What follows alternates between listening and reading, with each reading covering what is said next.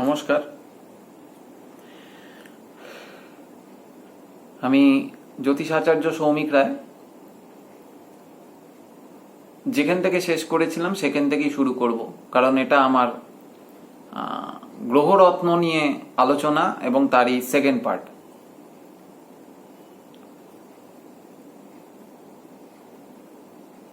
গ্রহরত্ন আমাদের দেহে কাজ করবে কিভাবে, আর গ্রহরত্ন তো বহু মানুষ পড়ে থাকি, আমরা তো সবাই পড়ে থাকি। সবার দেহে কি কাজ করছে বা করে। ঘটনাটা হলো, রত্ন গুণগত মান চেনাটা কোনো বইতে লেখা নেই বা কোনো বই পড়ে হয় না। এটা একটা অভিজ্ঞতা। রত্নকে ঘাঁটতে ঘাঁটতে, রত্নকে প্রয়োগ করতে করতে, প্রত্যেকটা রত্নের একটা গর্ভ থাকে। গর্ভ ইন দ্য সেন্স, আমরা চলতি কথা একটা গ্রিপ বলি, গ্রিপিং আমি বলি, এটা গ্রিপ। অর্থাৎ প্রত্যেকটা মানুষের যেমন একটা সেন্টার অফ গ্র্যাভিটি আছে, প্রত্যেকটা বস্তুর একটা সেন্টার অফ গ্র্যাভিটি আছে, একটা রত্নেরও একটা গ্রিপ এবং একটা সেন্টার পয়েন্ট আছে। সেটা কোনো অ্যাস্ট্রোলজিক্যাল রিপোর্টে, মানে কোনো জেমস্টোন রিপোর্টেও বেরোবে না। তার কারণ আছে।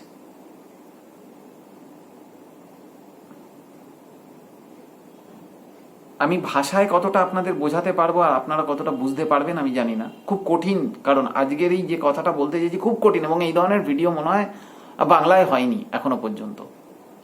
রত্ন গর্ভ বলতে একটা রত্নের সেন্টার অফ গ্র্যাভিটি, রত্নের কালার, রত্নের মান। এখন ঘটনাটা হলো কি বলুন তো, ভালো মানের রত্ন, এক কথায় সাধারণ কথায় যদি বলতে চাই, ভালো মানের রত্ন, তাহলে ভালো মানের রত্ন মানেটা কি? ভালো মানের রত্ন মানেটা কি? আপনার জন্য যে রত্নটা কার্যকরী, আপনার কতটা পয়সা আছে বা নেই সেটা নির্ভর করে না। আপনি তো বলতেই পারেন, আমার পয়সা নেই, আমি ওই রত্ন কিনতে পারবো না। আমার পয়সা আছে, আমি অমুক রত্ন কিনতে পারবো। ঘটনাটা সেটা নয়। আপনার জন্মছক অনুযায়ী আপনার জন্য প্রযোজ্য যে প্রতিকার, যে গ্রহ প্রতিকার, যে পান্নাটা বা যে চুনিটা বা যে গোমেরটা আপনার লাগবে, সেই ব্যাখ্যাটার জন্যই আজকে আমি এখানে বসেছি। এবং এই অ্যানালিসিসটা করা খুব কঠিন, এবং তার জন্যই বলেছি সঠিক শিক্ষিত অভিজ্ঞ জ্যোতিষ কত বছর প্র্যাকটিস করছে সেটা বড় নয়, কত ভালো প্র্যাকটিস করেছে সেটা বড় কথা, কত মানুষকে সাকসেস দিয়েছে সেটা বড় কথা, কতজন মানুষ দেখলো বড় কথা নয়, কতগুলো মানুষকে সাকসেস দিতে পারলো সে। এখন ঘটনাটা হলো, আপনার জন্মছকে দেখা গেল একটা চুনির দরকার। একজন জ্যোতিষী, সঠিক জ্যোতিষ যে আপনাকে দেখছে, সেই কিন্তু অ্যাকচুয়াল বুঝতে পারবে আপনার জন্য ওই জন্মছক অনুযায়ী কোন চুনিটি প্রয়োজন। সাধারণ মানুষ ভাবে যে আমার চুনি মানে চুনি, পান্না মানে পান্না। না। প্রথম কথা, প্রাকৃতিক সৃষ্টি, এগুলো কোনো রেল লাইনের ধারে পাওয়া যায় না। যদি পাওয়াই যেত তাহলে এগুলো নাম রত্ন হতো না, বা এগুলো সিমেন্ট বালির দোকানে পাওয়া যায় না, তাহলে সেটার নাম স্টোন চিপ হতো, নিশ্চয়ই রত্ন হতো না। এগুলো প্রাকৃতিক, শুধু সৃষ্টি নয়, সৃষ্টি তো প্রাকৃতিক অবশ্যই, বহু বছর ধরে এবং দুর্লভ। এগুলোকে নিয়ে মিসইউজ করাই যায় না। এগুলো মিসইউজ হলে একটা সময় এগুলো আমরা প্রকৃতিকে হারাবো, আমরা প্রাকৃতিক জিনিসকে হারাবো। এবং গ্রহরত্ন সেই কারণেই বলা হয়েছে, তার মধ্যেও সেই ভাইব্রেশন আছে, কিন্তু তার মানটা। আমরা যে মাইন্সগুলো ডিনোট করি, সিলোনিস, ব্যাংকক, সিলোনিসের সবকটা পাথরই কি ভালো, বা আপনার জন্য কতটা ভালো, এইটা বুঝতে গেলে আমরা পারি রত্নের গর্ভ হয়, রত্ন গর্ভ যেটাকে বলা হয়। একটা রত্নকে হাতে নিলে আমরা বুঝতে পারি যে সেই রত্নটার গ্রিপিং কতটা। গ্রিপিং বলতেই কিন্তু ওইখানেই আমি কেন রতির কথাটা বারবার আমার কাছে ক্রস আসে, আমার ওখানে রতি নিয়ে হিসেবটা হয় না। ওখানে রত্নটার অনেকগুলো দেখার বিষয়, আমি কিভাবে বোঝাবো, আমি এইভাবে কোনোদিনই বুঝিয়ে ব্যাখ্যা দিতে পারবো না।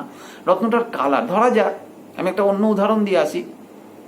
আপনার জন্মছকের একটা ঘরে, কারণ জন্মছক আমাকে বোঝাতেই হবে, নাহলে আমি রত্নের এই প্রতিকারের জায়গাটা যেতে পারবো না কোনোদিনও। আপনার জন্মছকের কোনো একটি ঘরে বুধ শনি যোগ রয়েছে, ঠিক আছে, ওটি দুস্থান, লগ্ন সাপেক্ষে দুস্থানে শনি বুধের একটা যোগ রয়েছে। আমার বিচারে যাচ্ছি, আপনাকে শনির প্রতিকারও করতে হবে, বুধেরও প্রতিকার করতে হবে। কিভাবে করবেন? এইটাই হলো একজন ভালো অ্যাস্ট্রোলজারের খেলা। ওখানে যে কালারটা তৈরি হচ্ছে, শনি অ্যাকচুয়ালি একটা শ্যাডো তৈরি করে রেখেছে এবং সঙ্গে ব্লুইশ ওখান থেকে একটা আভা বেরোচ্ছে, এবং বুধ ওখানে সবুজ হয়ে রয়েছে, গ্রিন আর ব্লু মিলে মিশে গিয়ে ওখানে কিন্তু একটা শ্যাডো তৈরি করে দিচ্ছে, ধোঁয়াশা কালার তৈরি করে দিচ্ছে। আরও বিষয় আছে, সেটা পৃথ্বী রাশি না জল রাশি না অগ্নি না বায়ু রাশি, চর না স্থিরে আছে না দত্তকে রয়েছে, তারপর তো নাক্ষত্রিক যোগ রয়েছে, এবং শনি ধরা যাক রবির নক্ষত্র পেয়েছে, বুধ রবির নক্ষত্র পেয়েছে। একটা ঘর নিয়ে শুধু বোঝাচ্ছি জ্যোতিষটা কতটা সমুদ্র। আপনার দুস্থানে শনি বুধ কনজাংশন, ডিগ্রিগত পার্থক্য সেরকম নেই। শনিকেও প্রতিকার করতে হবে, কারণ আপনার যে সমস্যা নিয়ে কথা বলছেন, যে ঘরের অধিপতি, সেই ঘরের অধিপতি দুস্থানে বসে থাকায় সেই ঘরকে আমায় অবশ্যই এখানে রেমেডি করতে হবে, এবং সঙ্গে বুধকেও আমাকে পাওয়ার দিতে হবে। এইখানেই খেলাটা। আপনার পয়সা থাকলে আপনি নীলা পড়ে নিতেই পারেন, আপনার পয়সা থাকলে আপনি পান্না পড়তে পারেন, কিন্তু পড়ে উপকার আপনি পাবেন না। এই উদাহরণটা টানলাম এই ব্যাখ্যাটা দেওয়ার জন্য, যার জন্য প্রচুর মানুষ প্রচুর রকমের রত্ন পড়ে আছে, ভালো রত্ন পড়ে আছে, খারাপও পড়ে আছে, ভালোও পড়ে আছে। আমি সেই ব্যাখ্যাতে যাচ্ছি না, নকল আসল খারাপ ভালো সেই তারতম্যেও যাচ্ছি না। আমার কাছে কথা, আপনার জন্য কতটা ভালো। দামি পড়লেই আপনার কাছে ভালো হবে না। এখানে যদি আমি একটা দামি নীলা দিয়ে দিই, তাহলে ওখানে বুধ পুরোপুরি অ্যাফ্লিক্টেড হয়ে যাবে, বুধ ওখানে পুরোপুরি কমজোরি হয়ে যাবে। আবার যদি ওখানে একটা পান্নাকে বেশি চার্জ করে দিই, দেখা যাচ্ছে সেখানেও অসুবিধে হতে পারে। তাহলে এবার আপনি আমাকে বলবেন, তাহলে কে প্রতিকারটা করবে? আপনাকে প্রতিকারটা করবে যিনি, অর্থাৎ আমি আপনার জন্মছকের এই অ্যানালিসিসটা যদি করতে পারি, তাহলে আমার মাথার মধ্যে কিলবিল করছে এই জাতক বা জাতিকার কিন্তু খেলাটা এখানেই, টোটাল জন্মছকটার মধ্যে খেলাটা এখানেই।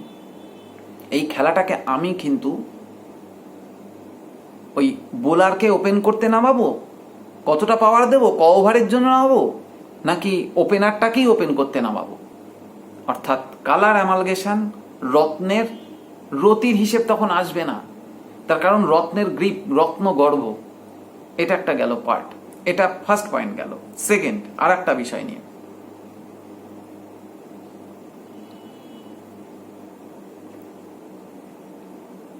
আমরা কি করি সাধারণত? রত্ন ধরা যাক যদি জ্যোতিষীর থেকেই রত্ন আপনারা নেন, কি করা হয়?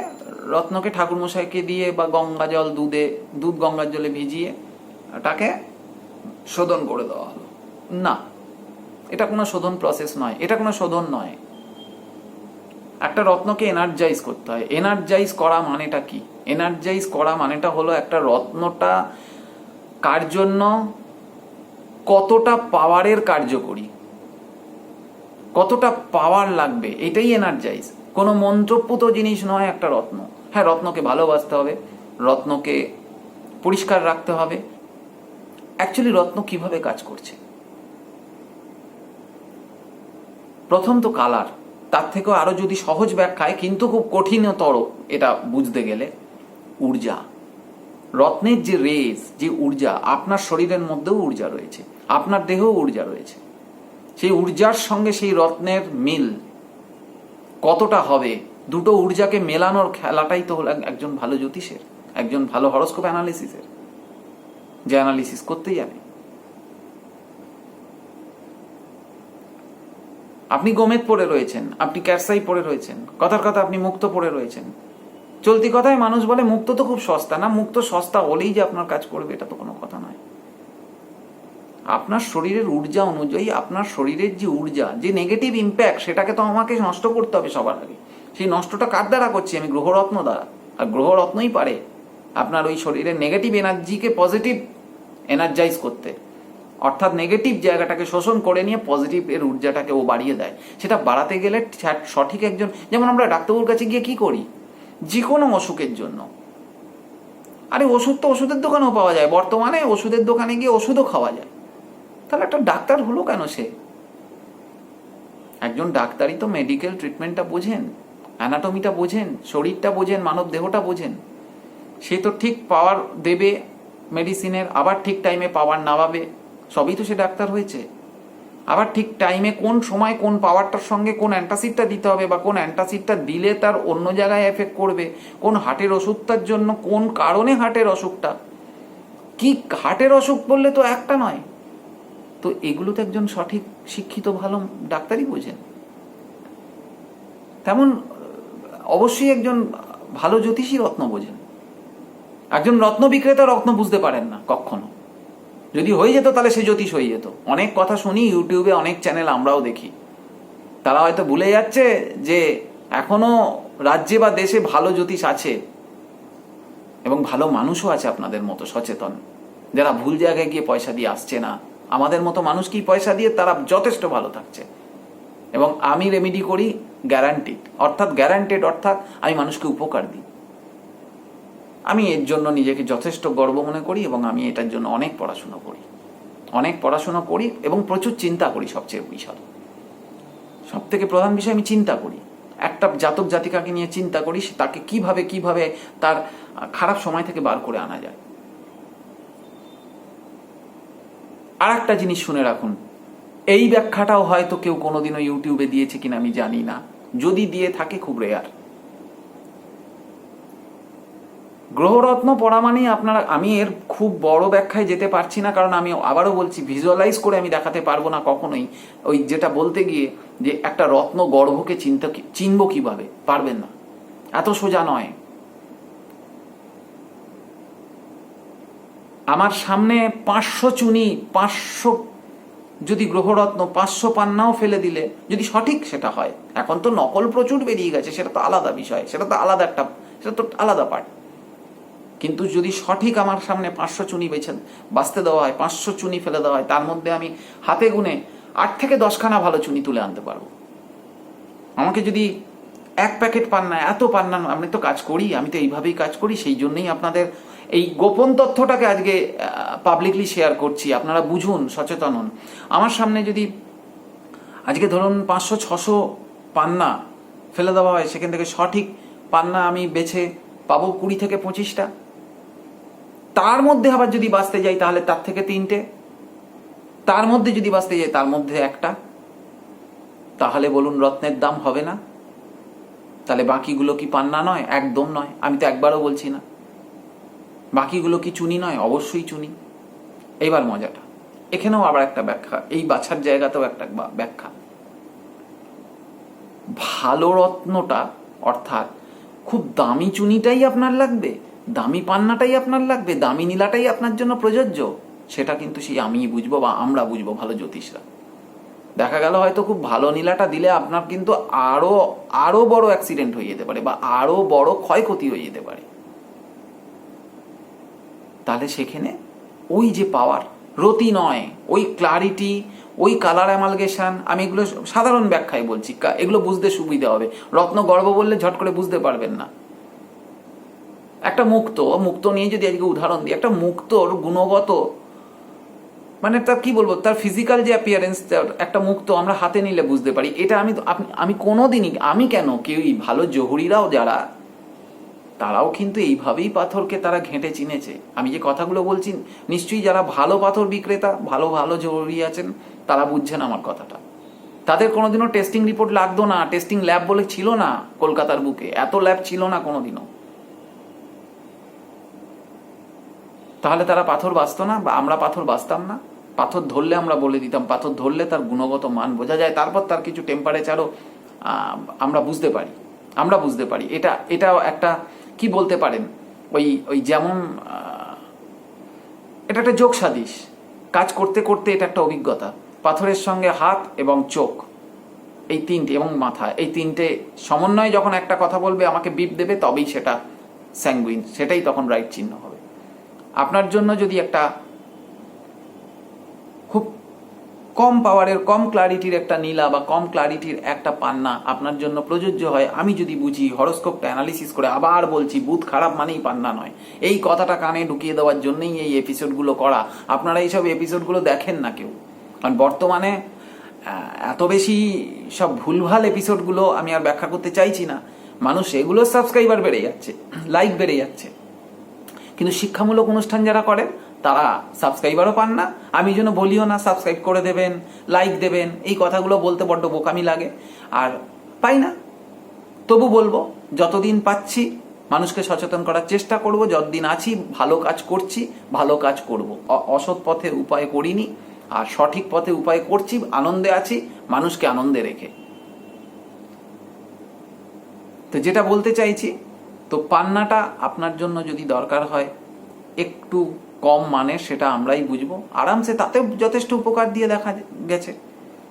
খুব ছোট্ট একটা নীলা দিয়ে একটা মানুষকে অনেক ভালো করে দেওয়া গেছে, আবার একটু বড় নীলা দিয়েও একটা মানুষকে ভালো করা গেছে। একটা ভালো মানের নীলা দিয়ে একটা মানুষকে অনেক ভালো উপকার দেওয়া গেছে, আবার একটা ভালো মানের নীলা দিয়ে মানুষকে ক্ষতি হতেও দেখেছি।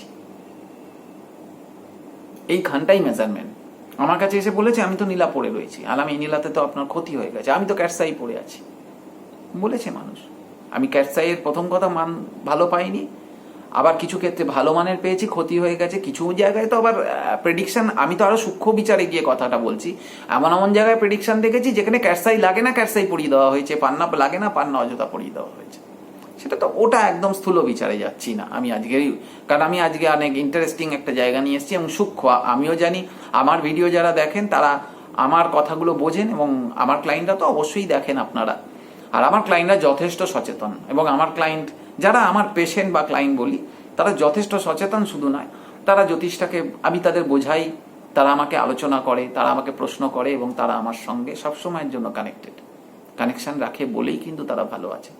আর যারা কানেকশন রাখতে পারেনি তারা ভালো আছে কতটা সেটা তারা জানে। এবার আর একটা জায়গায় আসি, রত্ন নিয়ে কথা হচ্ছিল। তো রত্নের জায়গায় যে তথ্যটা দেব, এটা প্রথমবার ইউটিউবে আমার মনে হয় এরম তথ্য খুব কম পাওয়া গেছে। আপনারা রত্ন যারা পড়ে আছেন, বেশিরভাগ মানুষই, ধরে যাক একটা চুনি বা পান্না পড়ে আছেন, একটা গোমেদ পড়ে আছেন, বা একটা মুক্ত বা নীলা সামথিং যা কিছু একটা পড়ে আছেন, 5 রতি 7 রতি 8 রতি 10 রতি, পলা হলে 10-12 রতি, ঠিক তো? কেউ কোনোদিনও ভেবে দেখেছেন কেউ হাতে 24 রতি পান্না পড়িয়েছে? কেউ 27 থেকে 30 রতি পলা পড়িয়েছে?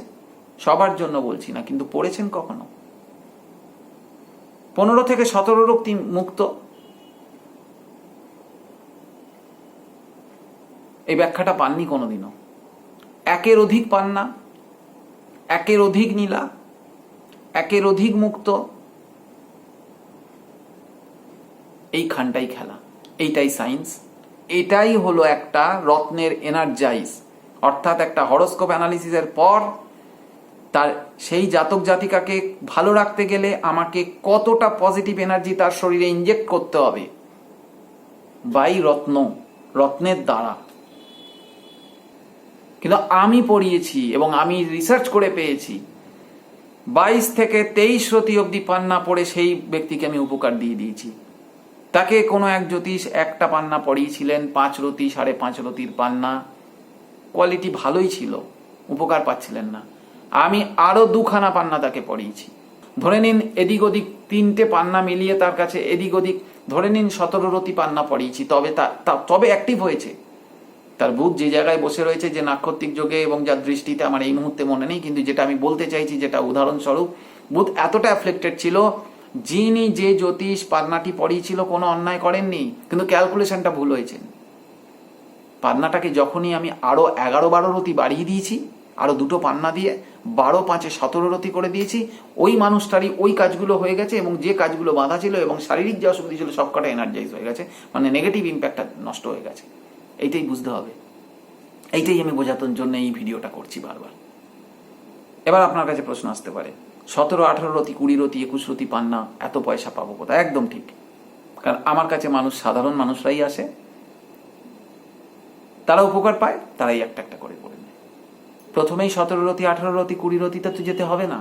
আমি বলছি না যে সবার জন্যই 17 রতি লাগবে, 5 রতি 4 রতিতেও কাজ হচ্ছে, আমি সেটা নিয়ে বলছি না।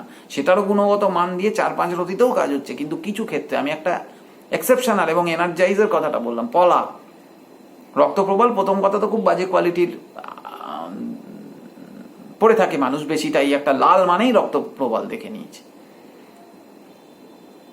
27-28 রতি অবধি রক্তপ্রবাল, 30 রতি 32 রতি অবধি রক্তপ্রবাল পড়ানো যায়, সেই রকম বুকের দম থাকা চাই একজন ভালো অ্যাস্ট্রোলজারের। তবে সেই জাতক জাতিকাকে সেই গ্রিপিংটা করতে পারবে। গ্রিপ অর্থাৎ ওই রত্ন গর্ভ, রত্নের ঊর্জা, রত্নের পজিটিভ এনার্জি, তাকে দেহের ঊর্জার সঙ্গে নেগেটিভ ইম্প্যাক্টকে কমিয়ে আরো এনার্জাইজ করা, এটাই হলো রত্নের এনার্জাইজ বা এনার্জি। এইটা করতে গেলে পড়াশুনো করতে হবে এবং যথেষ্ট এটা নিয়ে রিসার্চ করতে হবে। আমি করি, আমি কাজ করছি, তাই মানুষ উপকার পাচ্ছে। আমার কাছেও প্রশ্ন এসেছিল, একটা পান্না পড়েছি আর একটা কেন পড়বো, এলাম পড়ে শুধু দেখুন, তারপর যদি না হয় আমি দুটোই ফেরত নিয়ে নেব। আমাকে আর ফেরত নিতে হয়নি, কারণ প্রথম পান্নাটা পড়ে তো সে উপকার পাচ্ছিল, সেকেন্ড পান্নাটা পড়তে তার আরো উপকার বেড়ে গেছে। সে নিজেই বলছে, আমি কিছু বলছি না, এবং তার আরো বেশি, অনেক বেশি কমফর্ট লাগছে। এবং যেসব অফিসের ঝামেলা থেকে শুরু করে বা তার পড়াশুনোর জায়গাতে, সেগুলো অনেক ফুলফিল হয়ে গেছে। একটা রত্নের এনার্জি সে নিয়েই, প্রকৃতিগতভাবে সে এনার্জিটা নিয়েই সে গঠিত, তার মধ্যে পজিটিভ ঊর্জা প্রচুর আছে। সেটাকে এনার্জি করতে পারে কে? একজন ভালো, আমরা কি একজন কানেক্টার। একটি রত্নকে, আমি তো খনি থেকে নয়, কথার কথা, তবু যদি আমি এইটাই ধরি, আমি যেখান থেকে তুলছি একটা খনি থেকে, অর্থাৎ খনি থেকে রত্নটা এসে কাটিং হয়ে হোলসেলারদের কাছে আসে, আমরা সেখান থেকে জিনিসটা কিনি, বাংলা কথা। তো একজন ভালো জ্যোতিষ সেখানকার একজন ইন্টারপ্রেটার, অর্থাৎ আমরা ভালো মানের রত্নটা, আপনার জন্য ভালো মানের রত্ন, ভালো মান মানে কয়েক লক্ষ টাকার রত্ন নয়, আমরা ভালো মানের আপনার জন্য প্রযোজ্য রত্নটাকে তুলে আপনার হাতে এনার্জাইজ করে দিতে পারি একজন ভালো জ্যোতিষ। তবেই আপনি উপকার পাবেন, না হলে পারবেন না, কোনো দিনও পাবেন না। যত মুক্ত পড়ে থাকুন, যত পান্না পড়ে থাকুন, যত চুনি পড়ে থাকুন, যাই পড়ে থাকুন, গোমেদ পড়ে থাকুন, খুব কম, কি বলবো, খুব কম মানের গোমেদ দিয়ে আমি ম্যাজিক করে দিয়েছি। আমি এগুলো কারুর ব্যক্তিগত জায়গা তো আমি কারুর শেয়ার করব না, আমার সবাই সিক্রেট। কিন্তু মজা, এতটা সে নেগেটিভ ইম্প্যাক্ট দিচ্ছিল তাকে, তারা আমাকে এসে বলেছিল আপনি যত টাকা লাগে আপনি দিন, দামি ভালো গোমেদ দিন। আলাম দরকার নেই, হাসতে হাসতে বলেছিলাম আপনার দরকার নেই, আপনাদের লাগবে না।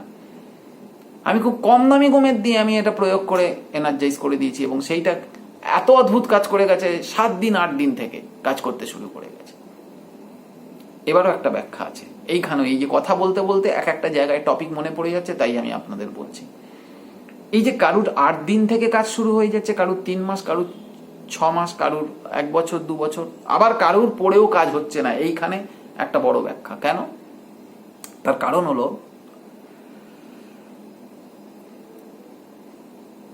প্রথম ছোট করে যেটা আগে বলেছি আগের এপিসোডে, দশা অন্তর্দশা। যদি কোনো জাতক জাতিকা খারাপ নেগেটিভ গ্রহের দশায় আসে, নেগেটিভ গ্রহের দশায় আসে বা অন্তর্দশা প্রত্যন্ত দশায় আসে, অবশ্যই সে খুব বিশালভাবে ফল পাবে না প্রতিকার করলেও, কিন্তু পাবে যখন ওই দশাটা কাটবে, কিন্তু কিছুটা হলো অল্প অল্প পাবে, সময় লাগবে। আর একটা কারণ আছে এর মধ্যে। আর রত্ন প্রতিকারের রত্নের মানের ব্যাখ্যাটা তো আমি দিয়েই দিলাম, সেটা নিয়ে আমি আর যাচ্ছি না। আর একটা ব্যাখ্যা আছে এখানে, আপনার ঊর্জা।